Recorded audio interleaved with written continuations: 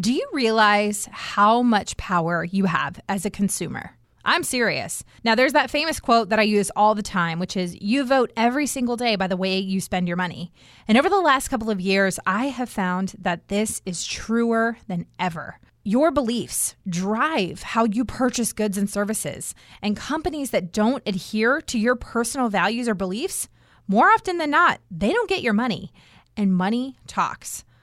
But that doesn't mean that you just buy a product simply because you believe in the values behind it. There's a whole lot more to it, and it's something that my guest today has spent nearly 20 years working to study.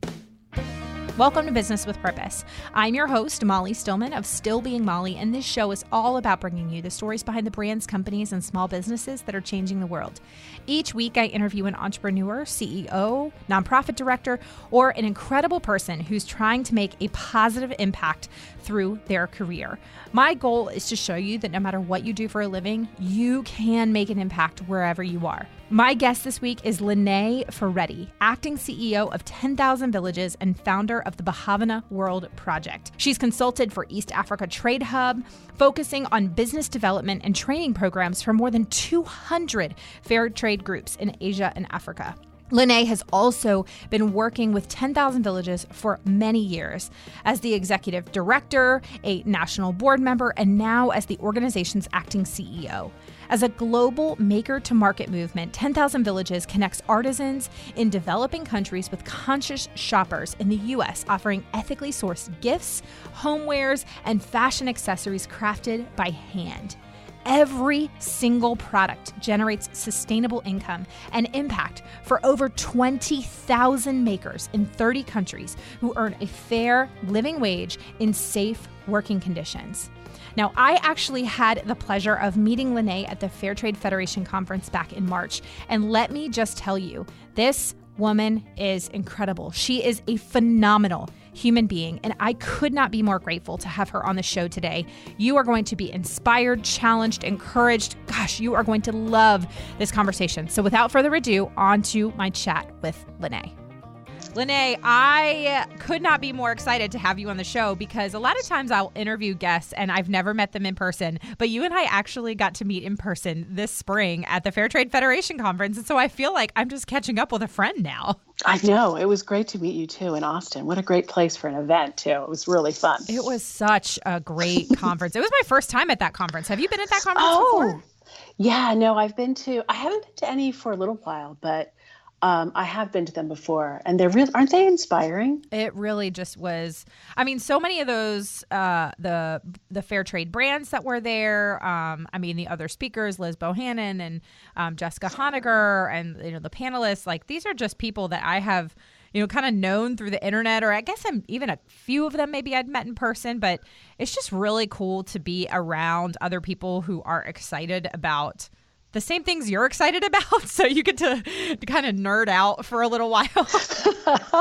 Exactly. And I hadn't seen Liz for a really long time, and so it was so nice to catch up with her.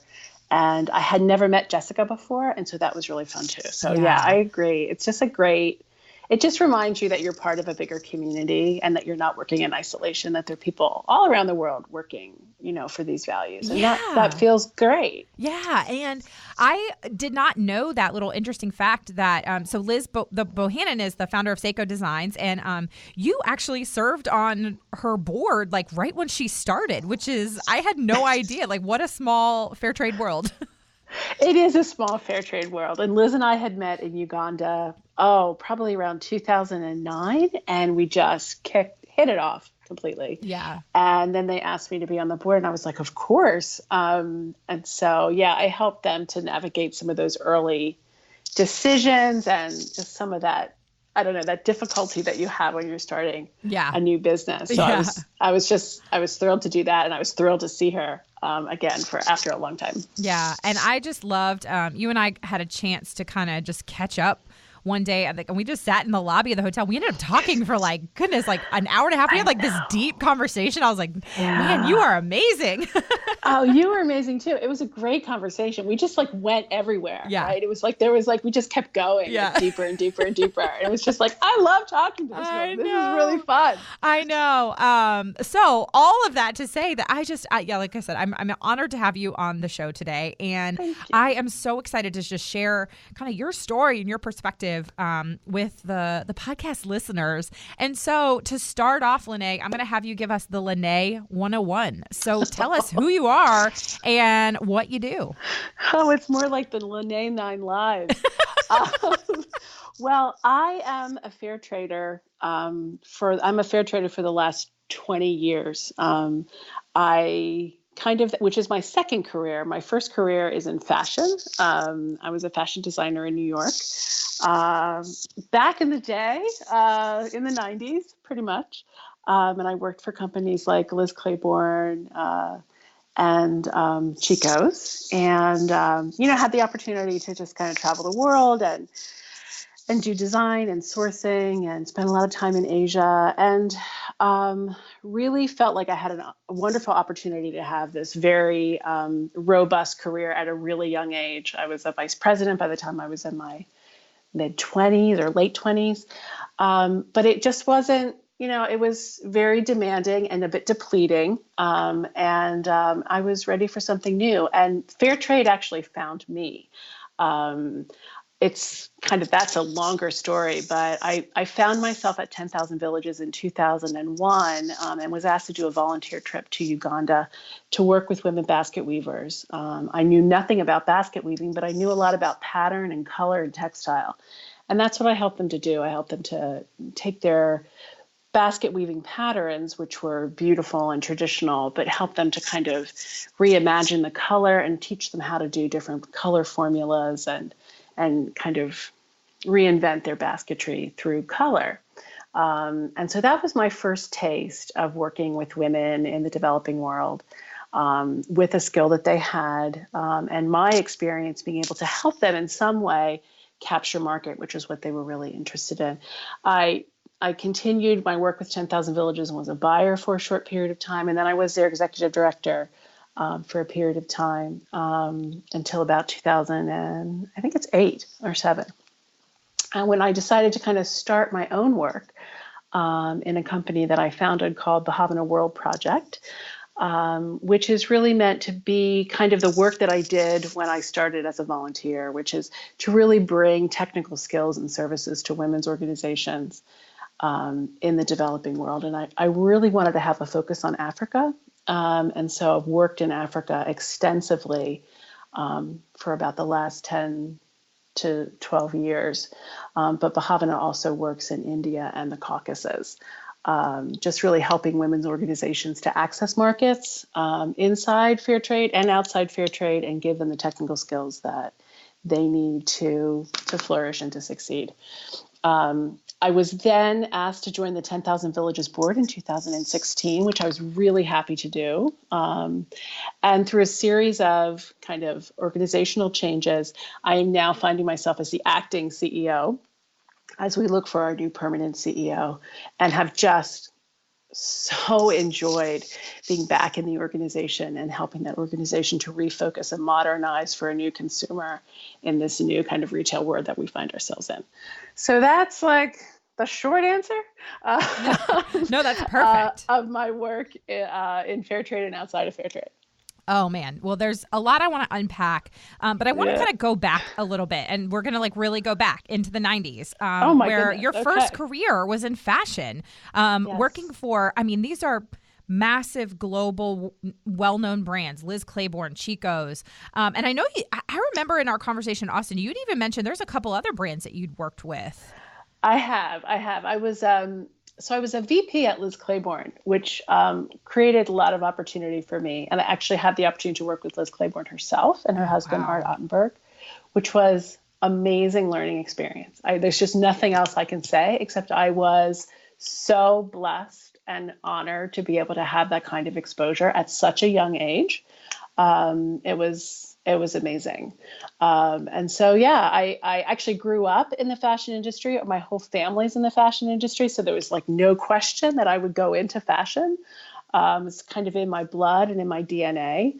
But I had this opportunity to be in New York at a very special time in fashion, at a very special time with international sourcing, and just had just amazing mentors and people who led me on my journey and just taught me so much.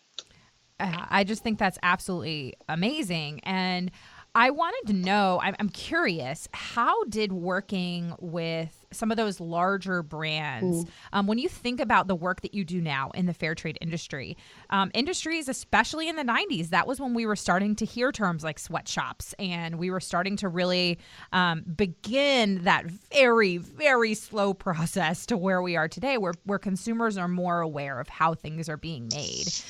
So as you worked for some of those larger brands and just in the fashion industry in general in the 90s, what are some of the things that you learned during that time that has kind of shaped how you see things today? That's an amazingly good question.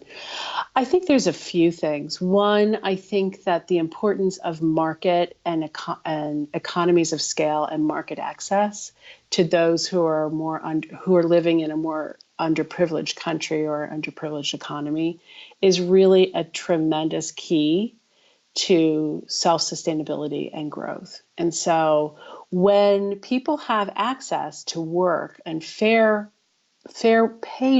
paid work, their lives can change significantly.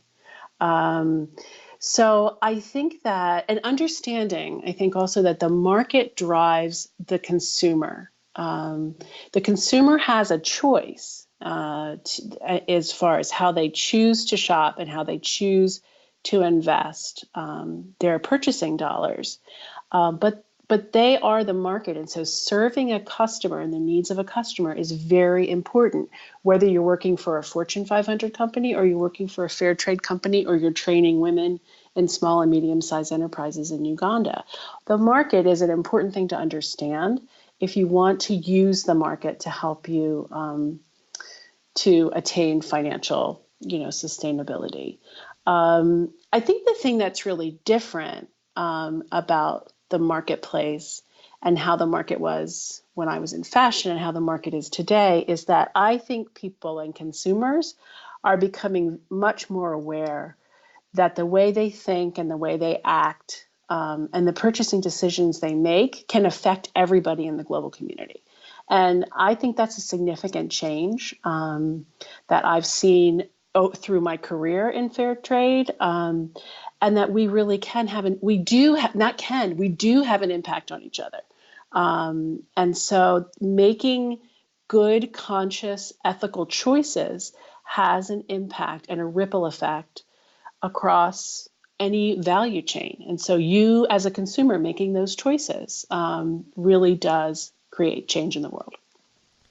I completely agree. And I would love to know your opinion on this kind of question I get a lot from people who are, I'd say consumers who are, they're not into the fair trade world. They're not into the ethical fashion world. And for them, they might know a little bit about kind of how things are made and how things are run.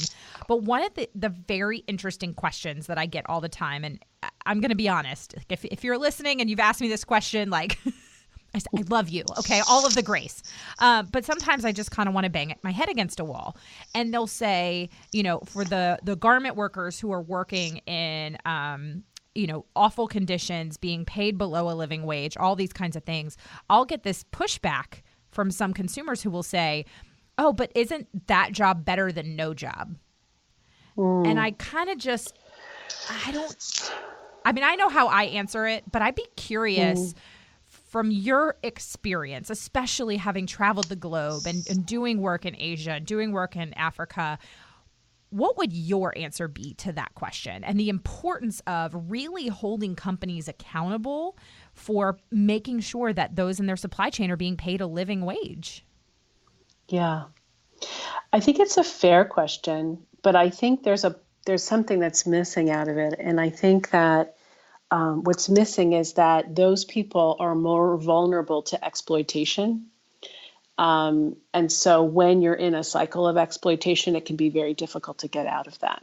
And so I don't agree that an unfair wage or working in unsafe conditions is better than nothing at all, because nothing at all could be much safer, and nothing at all could release someone or have someone not be exposed to personal exploitation. And so I think that that's what fair trade works to advocate, is that working for fair wages eliminates that vulnerability. Coming together on price and agreeing to a fair price puts control in the hands of the maker as well as the buyer. And then particularly in fair trade, which is very unique, is that we provide 100% interest advances and pay artisans in full for the product that is being produced. And so that creates a risk-free financial environment where they're not waiting for the end of the month to be paid, or 30 days or 60 days to be paid for their work. So I think safe working conditions and a fair wage is a human right, and the dignity of work should embrace that and not exploit people for how they can benefit a corporation or a capitalist kind of system. Yes. That is something that I completely agree. And one of the things that I've really thought a lot about when I hear that question, or I kind of get that pushback from people, and I say, but here, like, that to me, and maybe this is going to hack some people off, but like that to me comes from an attitude or a position of privilege, in that like you're placing yourself above this other human life that is in another country that is developing, because I don't feel that they would take that same attitude or position towards a person here in the United States who's maybe, busting their butt working at McDonald's for minimum wage in New York City, where like that is not a living wage in New York City, or like that's not a living wage in San Francisco. There's been a lot of talk, like there's been some protests at this is the only reason why this came to mind, because there's been some protests at McDonald's around here in the Durham community because of the wages and because of sexual harassment in the workplace and all those kinds of things. And so you have a lower socioeconomic status community here in our area who are working these jobs because it's the job that they can get, but yet they are, because they're working at a minimum wage and because they're working in really a vulnerable environment, they're open to and more susceptible to being harassed in the workplace and things like that. And it's just, they've really been advocating for themselves. And I think that that's so important, because we know McDonald's has the money. They can pay them a couple more dollars. McDonald's is doing just fine.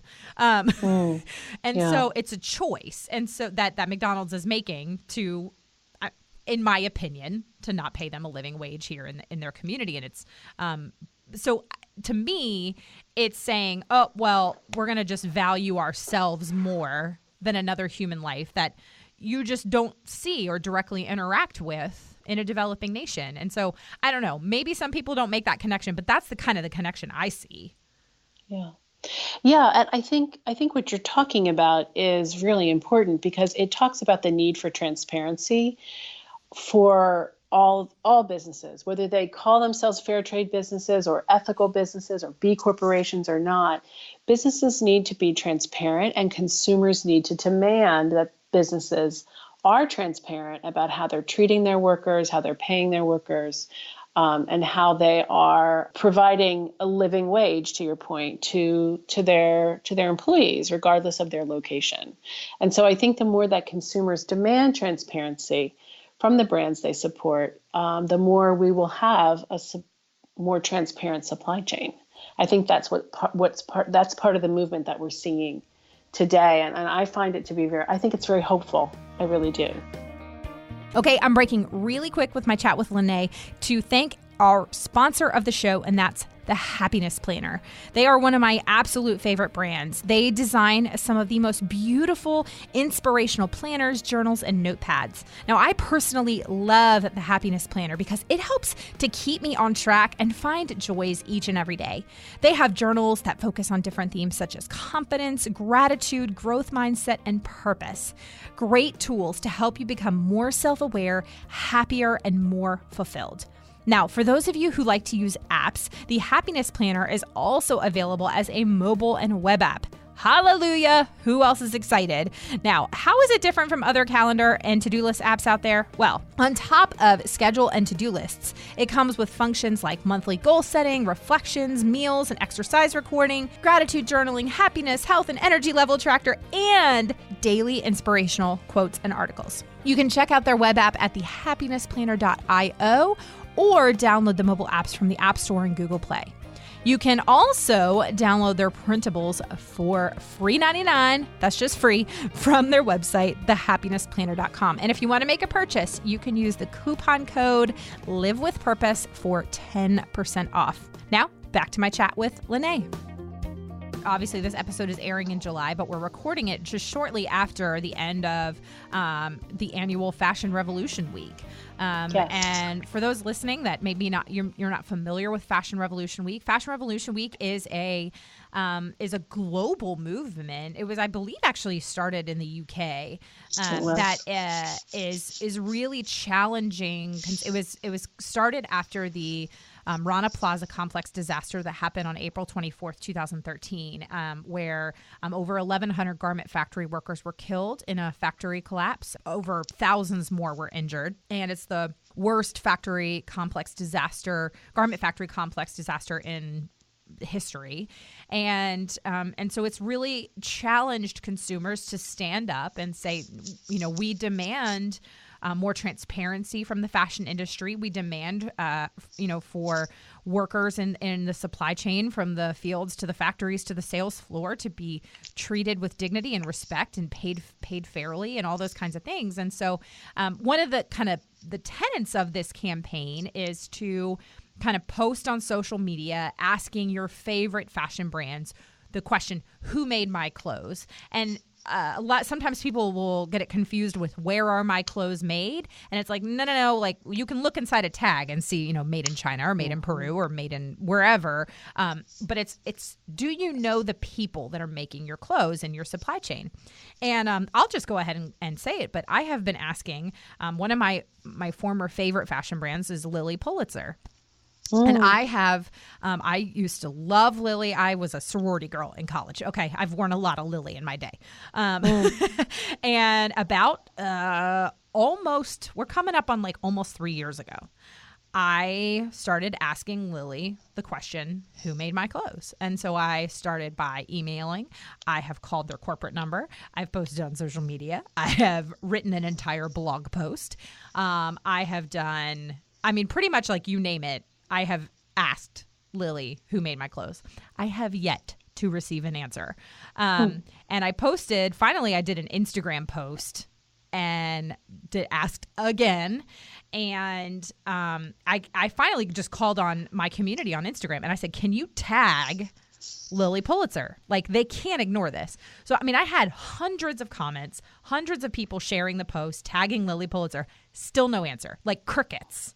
And I'm like, I know y'all are seeing my post. There's no way your social media team has not seen this at this point.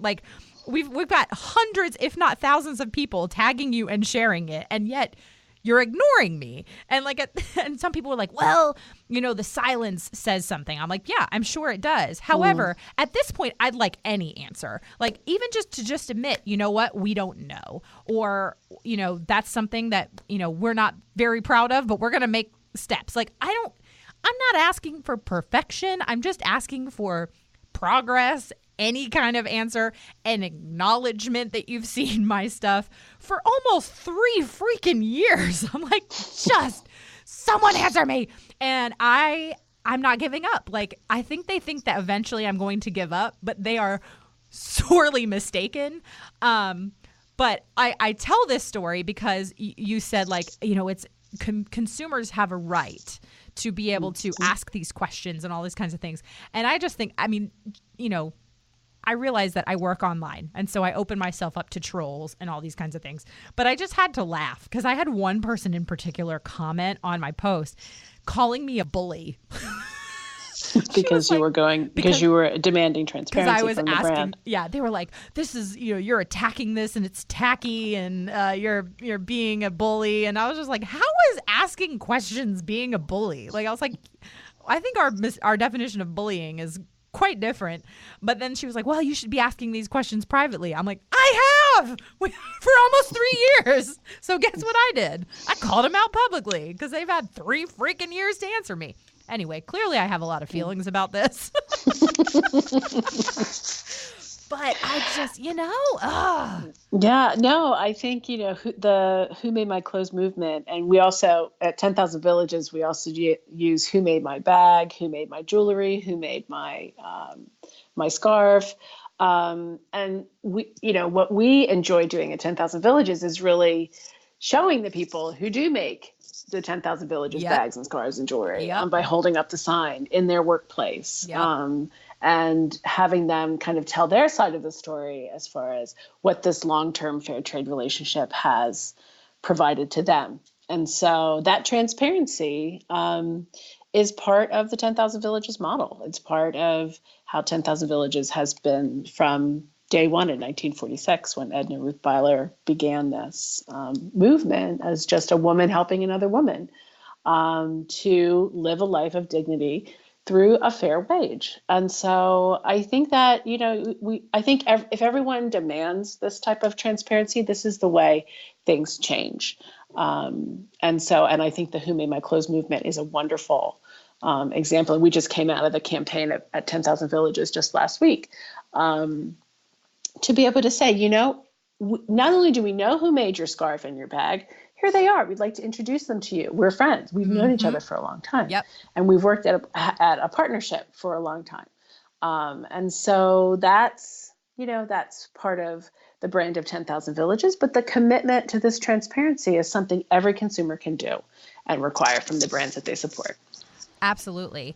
And I loved the talk that you gave at the Fair Trade Federation conference, and your focus was on sharing the data that 10,000 Villages has kind of gathered in the last year or so, and the shift in the changing landscape of the fair trade consumer.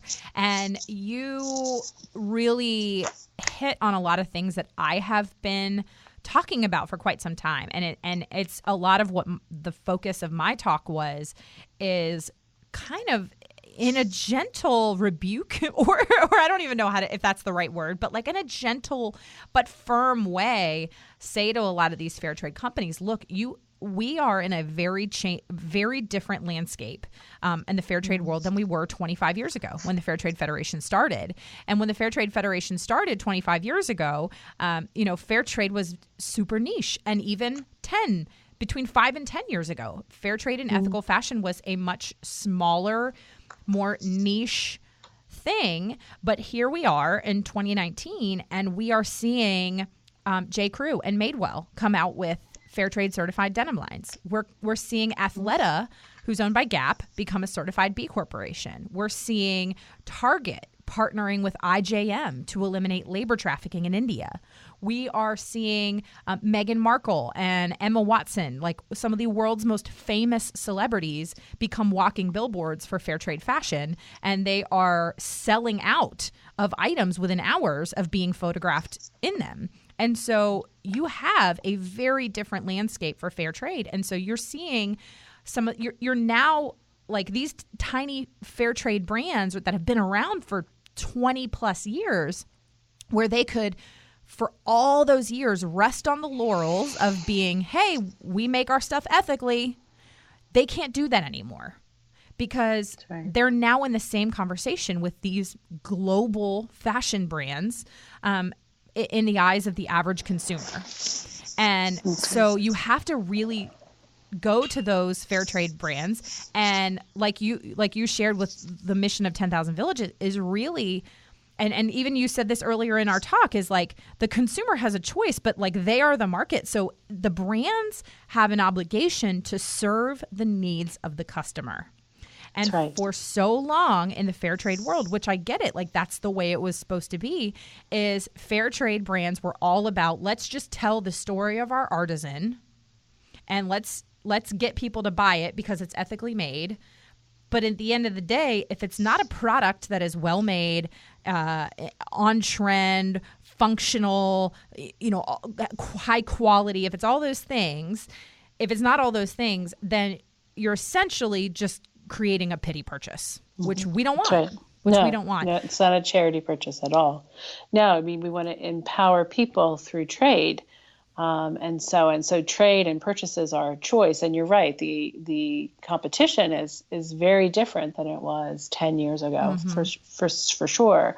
I think what fair trade businesses have is a kind of a radical is probably not the right word, but maybe more of a revolutionary approach to fair trade practices, and a history and a longevity of proving why fair trade works, so that they can speak to the customer from the point of view of the experience that they have and the way that they have invested for 10,000 villages over 70 years, for others over 20, 25 years, that really can give the consumer confidence. And I think the other thing that I tried to share in the research that we did at 10,000 Villages and share it with the larger fair trade community is that, we have been at this for a while. It doesn't have to be 70 years the way 10,000 Villages is, but fair traders work with the idea that long-term relationships create sustainability. And so we have had the opportunity to see how those long-term relationships empower communities around the world. And so we have to talk about that because we're not in this for the first 5 years. We have the opportunity to demonstrate to the customer and say, look, this works because women are being educated, children are going to school, people's medical needs are being fulfilled. There is better housing. There is college education. All of these things happen through transparency, fair wage, and equal respect in a trading relationship. And so I think in this next iteration of fair trade, we have to really stand up loudly for what we have been doing and say, we can show you that this works, and you can trust us because we've been doing this in 10,000 Villages, position for more than 70 years, and for the other fair traders for more than 20, 25 years. And that means something. It means that, how we have invested and worked hard matters. And so consumers can kind of come to us and know that we can be trusted. I could not agree more. I love that. I love the campaign that you guys have created, kind of this, you called it the From Maker to Market. And what that does, in my opinion, is you guys do such a great job. 10,000 Villages does such a great job of just, you are telling the story of the artisan, but you're connecting the customer, the market's need for these goods, but you're marketing to their values, their morals, their desires, their overall kind of the problems that they see, and you're creating a solution, and then creating kind of this really personal connection of the from maker to market, and which has been a big shift for 10,000 Villages. And I know that that's something that you've really been a part of, that 10,000 Villages has gone through some challenges over the last few years, and that you're really working to kind of revamp things, to reconnect the market to the makers. Can you talk a little bit about that? Sure, I would be happy to. We have had to do some reinvention, and some of the research that we did that I presented at FTF was part of that, to try to understand what does the consumer know about fair trade, what's the misconceptions, where can we be more effectively in talking about what we do in our message. And you're right. I think that historically, we think about fair trade maybe 10, 15 years ago, the focus was very much on the artisan and the maker. And what all we're doing really by shifting to the maker to market movement is to really communicate our mission, which is to link makers to markets through fair trade, sustainable long-term relationships. And so we want to have a transparent value chain that communicates everything that we're doing across that value chain from the maker to the market side. And we also want to bring the customer into the maker to market movement because, as we've been saying, the choice of the consumer matters. And so you can shop your values. You can shop brands that are working to be ethical and transparent. And so your choice matters. And so you, as a consumer, become part of the maker to market movement and connect to 10,000 villages around the world. And so it's just our way of refreshing the 10,000 Villages brand. It doesn't move away from, in any way from what we have been doing for the last 70 years. It's just a way of inviting the consumer in more than we have maybe in the past, because we've been so focused on the artisan and the artisan development and the development in country.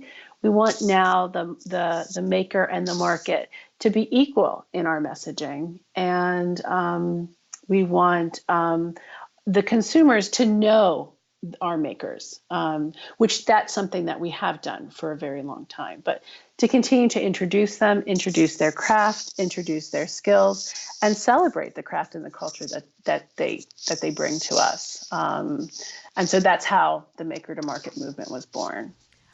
I think it's brilliant. I love when I see companies do these surveys and really poll their audience and then listen and say, because I've seen companies take surveys and they take the data and they go, we didn't actually care about your opinion. Like, we're going to keep doing what we're going to keep doing. But I love that you've taken this data, you've taken this information and said, nope, you know what, we got to do better. And we're going to change and we're going to shift and we're going to evolve. And, that is so important in any business, in any industry, to change and shift and evolve. Businesses, it doesn't matter what industry you're in. Like, businesses today run differently than they did 15 years ago and 30 years ago and 40 years ago. Like the McDonald's, I am using this example again because it's just top of mind, but like McDonald's today as a business and the way that they actually function day to day looks different than they did 15 years ago. Because you can now walk into a McDonald's. I mean, I don't go into McDonald's really ever, but I just know this. You can walk into a McDonald's and you can now order from a touch screen, and like you're not even really interacting with the cashier as much anymore. Or like they even have like Uber Eats and all these kinds of things. But McDonald's could have said, nope, we're going to just like stick to what we know, and you come in and you order from a cash register, and we're not going to deliver, and we're not going to have a drive-through or whatever it is.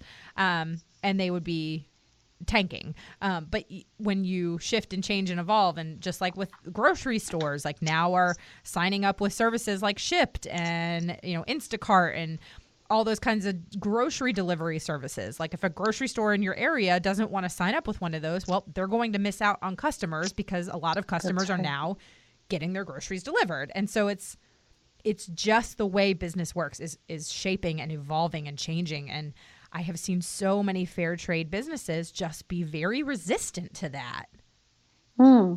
Yeah. And that's interesting. Yeah. And I don't think I'd really thought about it consciously until I started working on my talk for the conference. And it's funny because I had started working on my talk after Chris Solt, the executive director, had emailed me and said, we'd like for you to speak. And he gave me an idea for a topic, and I started working on it. And I said, I don't think this is the talk I'm supposed to give. And God, I heard that still small voice of God being like, nope, there's a different talk you're supposed to give. And so I emailed Chris, and I was like, so I started working on the talk, and I don't think that's actually the talk I'm supposed to give. I was like, can I actually talk about this? And he was like, oh, that's interesting. Yeah, absolutely. And so, but I kind of felt that nudge inside me to really encourage and shift the messaging to challenge fair trade brands to think outside of the box and think about the next 25 years, because my vision and my goal is I would love to see the term fair trade no longer exist in the next 25 years, because that's just how business is. That's just, we just understand as consumers that businesses are conducted ethically, that makers are paid a living wage in the supply chain, that there's, there are policies in place to prevent against, harassment and violence in the workplace and all those kinds of things. Like, if that's the values that we are advocating for, then we gotta start standing up also as businesses and change the way we do business, That's a beautiful goal. I love that. I'm going to hold on to that for myself. Yeah, that's what I'm just saying. But that, so that's what I said. And I think I made some people mad at the conference. But I was like, you know what? Well, that, it is what it is. So you can disagree with me.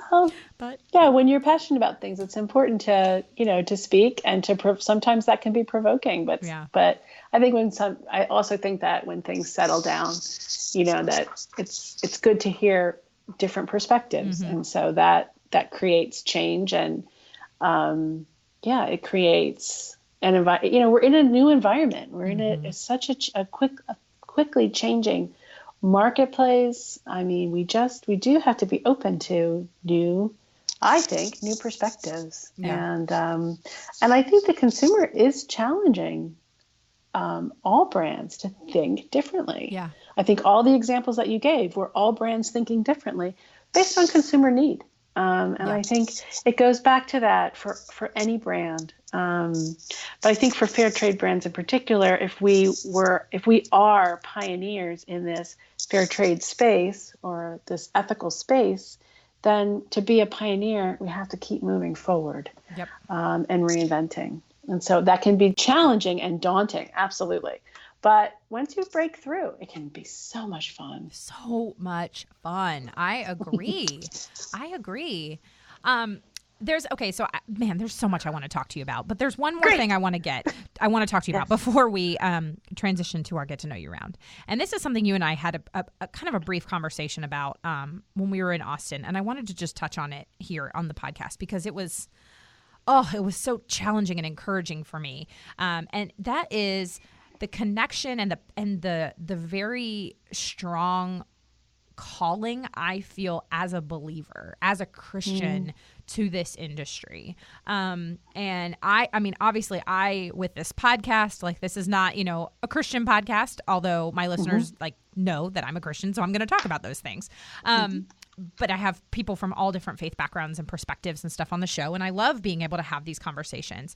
And I know that you are also a fellow believer, and we talked a little bit about why we feel like this is not just a topic, like, and when I say this, I mean the issues of fair trade and advocating for things like ethical fashion, because so much of this industry is the fashion industry, and the consumer industry is connected to things like human trafficking, and how that is human trafficking and sexual harassment and all those kinds of things, like violence in the workplace.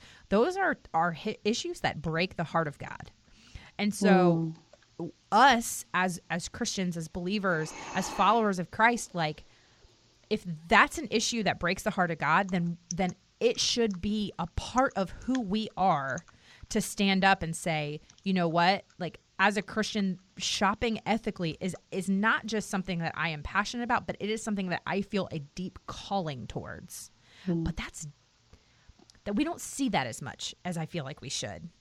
And so we just talked about this a little bit, and I just would like to kind of hit on it quickly here, because I think it's an important conversation to have, because I want to challenge those that are believers and things like that, to be thinking about this as an issue of justice, as an issue of that breaks the heart of God. Yeah, so I'm just kind of setting you up there. Yeah, I think we had a really very deep and beautiful conversation when we met for the first time in Austin about this. 10,000 Villages as an organization is an expression of Christian faith in action and caring for those in need. But I think also we can look at the Christian faith, or I would say, any faith tradition, and see the roots of how our faith asks us to put our faith in action, really, in the simplest terms, to live a life of nonviolence, to demonstrate our values in the world, to treat people with respect and equality, to create a more just and peaceful world. Yeah. And for me, that's what this is about. You know, it's about human dignity. It's about the respect of human dignity. And it's about my role in the world, or how I see my role in the world, as someone who wants to really be a champion of that, and put myself out there to try to create some sort of change, and stand up for my beliefs in my choices and in my actions. And then for me, I feel like I'm living my best life, and that my life and my choices matter. And I think in some ways it's all I can do. And it's kind of all I really want to do also, is I want my actions and my values to create change and to help create equality. You know, when I work in Bhavana or 10,000 villages with women around the world, we are exactly the same. Yes. We laugh at the same things. We cry at the same things. We want the same things for our children. We want the same things for our community. That is all of us really kind of living our values, and demonstrating our values in the world, and being human together. I mean, what else? What could be more beautiful, really? And for me, that's been my inspiration in all of this work, is that the women and the people that I work with all around the world are certainly my inspiration. One, because we're so much the same, but in the ways that we're different, it's not fair. And so I want my life to speak, and somehow make some sort of a difference in creating more equality and demonstrating my values in the choices that I make as a consumer, and the choices that I make in the work that I do in the world. Yes. Yes, Llenay, you can't see me, but I'm standing up. I'm giving you a standing ovation right now, because that is that is so much my heart and calling behind all of this. And you really articulated so much of what I have felt, because I could not agree more. And that to me is like the perfect note to end on for this conversation. But I'm going to have you on again at some point, because there's like so many things I wanted to talk to you about and I didn't even get to. I would love that. That would be great. But before we go, I have just a couple fun get to know you questions to ask you. And my listeners know this is the portion of the show where my executive producer husband inserts a sound effect or movie clip of his choice to transition us. We never know what it's going to be. It's always a surprise every single week. So surprises are good. Surprises are good. So Llenay, are you ready for the get to know you round? The villages where the smiles shine all year round. The villages, Florida's friendliest hometown. From our family to yours. From our family to yours. Come on down. We're Florida's friendliest hometown.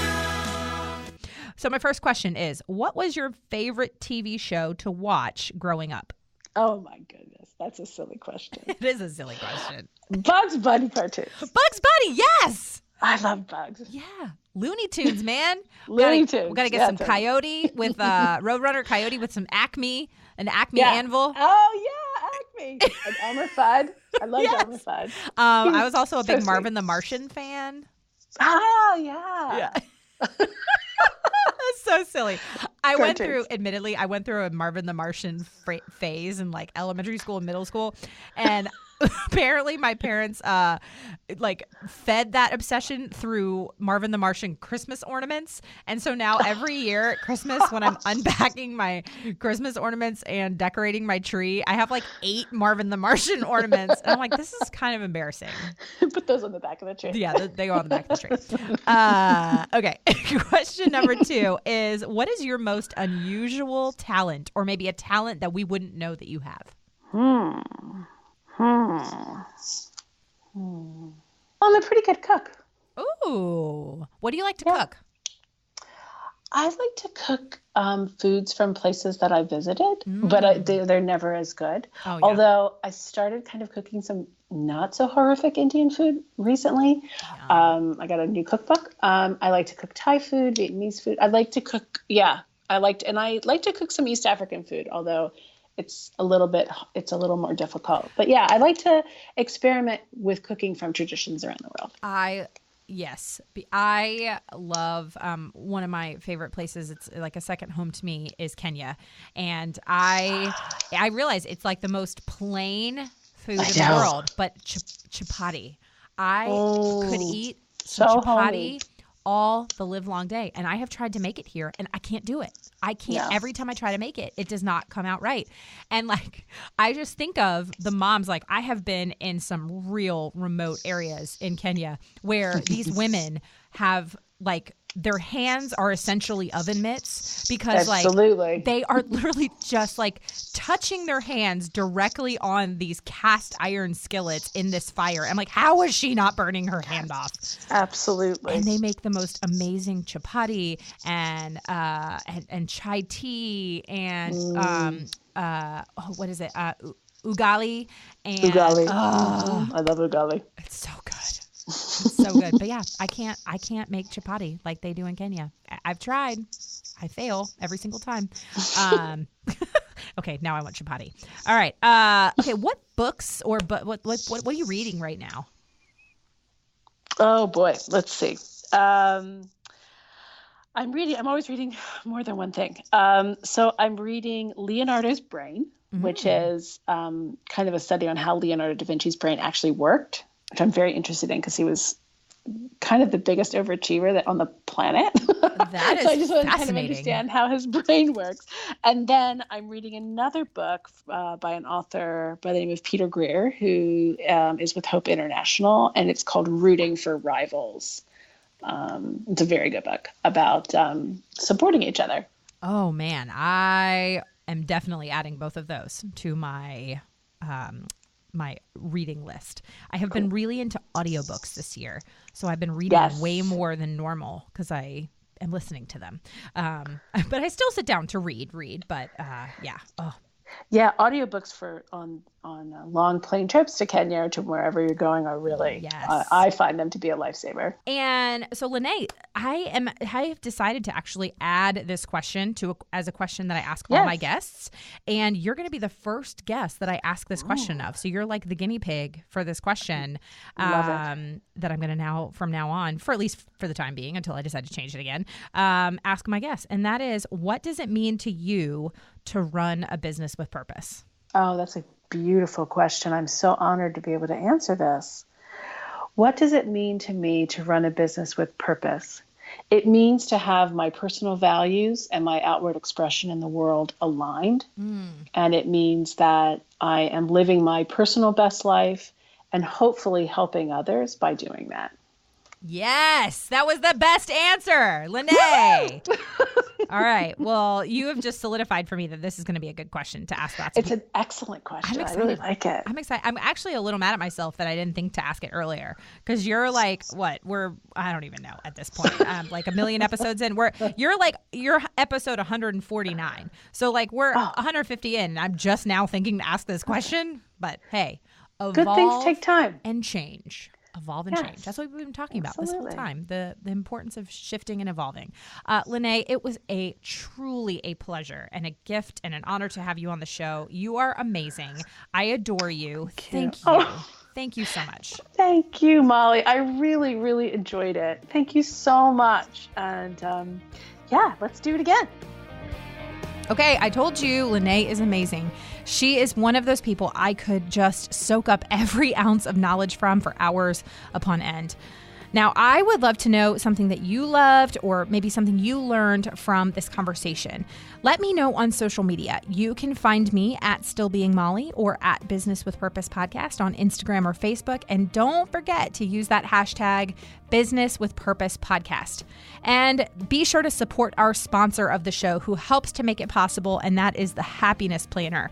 Visit them at thehappinessplanner.com with the coupon code Live with Purpose for 10% off.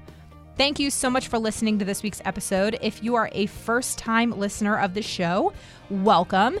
Be sure to visit the archives for past shows featuring amazing entrepreneurs and business owners who are literally changing the world with their businesses. And if you are a regular listener of the show, thank you so much for tuning in and week out, and thank you for your support. Be sure to head on over to iTunes, Spotify, or wherever you listen to podcasts and click that subscribe button. By clicking that button, it helps to make sure you never miss a new episode of the podcast. And while you're there, would you mind taking a moment to leave a review of the show? Leaving a review helps me to know what you're liking and how the show is personally impacting you. This show is edited by my amazing husband and executive producer, John Stillman, with support from Kelly Dalton, and the music is by Mark Killian of Third Wheel Media. Thank you so much for listening, and go do something good with purpose on purpose.